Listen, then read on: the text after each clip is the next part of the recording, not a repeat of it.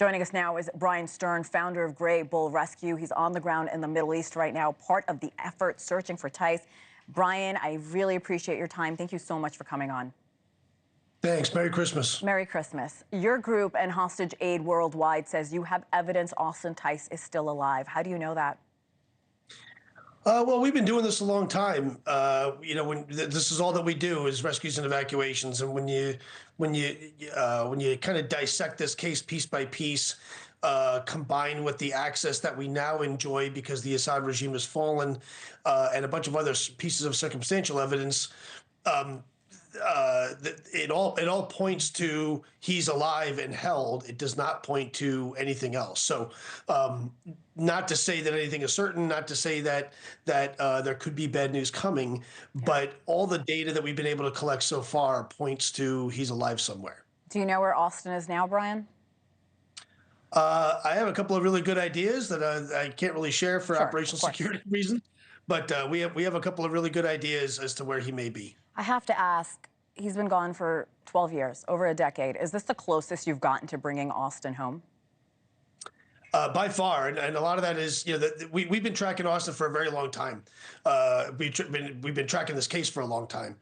My team and I have done over 700 missions in the last 40-something months. Wow. So we do a lot of this.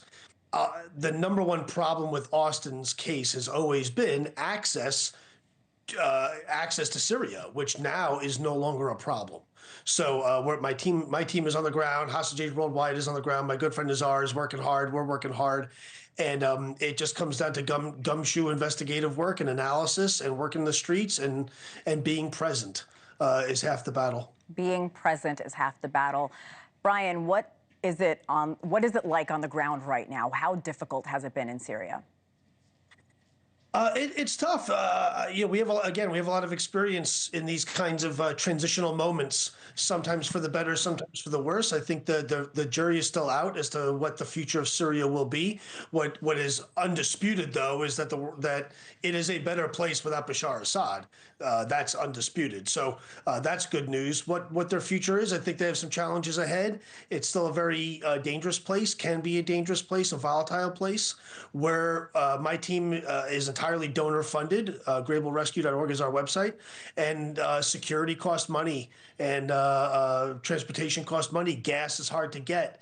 SIM cards are hard to find sometimes. So basic things are at a premium. Hopefully things normalize a little bit, and we're seeing lots of evidence of that on the ground, which is a good thing. You visited the Sanaa prison. That's known as a human slaughterhouse. You saw families scouring records, trying to determine what happened to their relatives. Look, it's easy for me to read the stories and see the video and the headlines. You're on the ground. What was that like? I've been all over the world. I've been to a lot of war. I've done a lot of things. I've had a very colorful life, and I got to say that visiting this prison and others has been frankly jarring to my team and I really haven't seen anything like it, from the evidence of torture perspective to the records to the disappearances of people. What you're seeing there is video that we shot of families going through records looking for signs of their loved ones that are missing for 5, 10, 15, 20, in one case 30 years. And some are coming out and being found alive, and some are being discovered as they were killed many years ago and their families were praying for nothing. And this is a common story in this part of the world. Yeah, I can't believe the anguish of not knowing where your loved one is. Bryan, what's the biggest challenge you and your team have faced on the ground? Funding, and more funding. We don't get.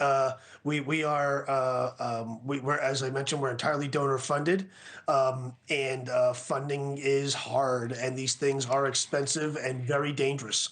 We need public support, and we need it now. It is very, very, very hard to do this stuff without funding, and Austin's life is in the balance of it, frankly. Yeah, I want to talk about Austin's family. We know they weren't getting much help from Assad. We understand that. He's a dictator. Are they willing to work with the rebels now that are in control? Is that already happening? I don't want to speak for the family. That's for them to say. But what I will say is I've dealt with many families just like this. And what I will say is that I don't know of any mother that wouldn't talk to anyone and everyone to get their son back, who is missing. That's just how it is. And I got to say, we're the same way. I will talk to anyone and everyone. I don't care. We're not the government. I don't put people in handcuffs. I have one objective and one objective only, and that's to bring Austin home to his mom. That's really all I care about. So, who are they talking to? What are they talking to? They should be talking to everyone and anyone that will possibly listen and possibly help and bring her son home. That's what I would recommend. Thanks so much for watching. Go to joinnn.com to find NewsNation on your television provider. And don't forget to click the red subscribe button below to get more of NewsNation's fact-driven, unbiased coverage.